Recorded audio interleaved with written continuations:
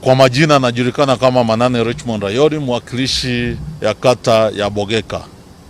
Langu mimi ningependa kumwambia Mheshimiwa Osoro ya kwamba tangu Kenya jinyakulie uhuru tumekuwa na viranja wengi wenye wako wanajulikana hata nyadhifa zao, lakini sasa hivi ambapo imefika mtu wetu mmoja amepewa nyadhifa ya kuwa kiranja wa walio wengi katika bunge letu la kitaifa, lakini anatumika mamlaka yake vibaya. Nasi kama jamii ya Wakisii hatutakubali kamwe. Vijana wetu wengi wameteseka kwa mikono yake. Wacha wachane nao na heshimu viongozi ambao wamechaguliwa katika nyadhifa mbalimbali. Tukirudi upande mwingine, Mheshimiwa Osoro awache kucheza ndumi la kawili na maisha ya binadamu.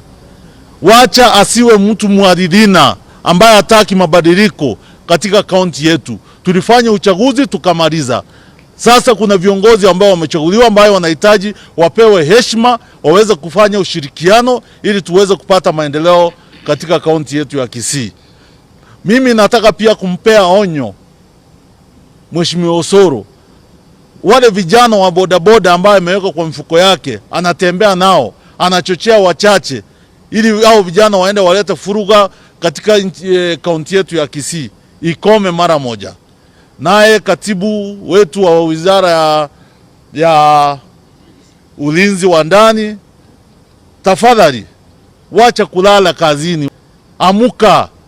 Kuna tatizo kule Kisii ambayo inachangiwa na mmoja wenu. Wakati wa siasa ulikwisha.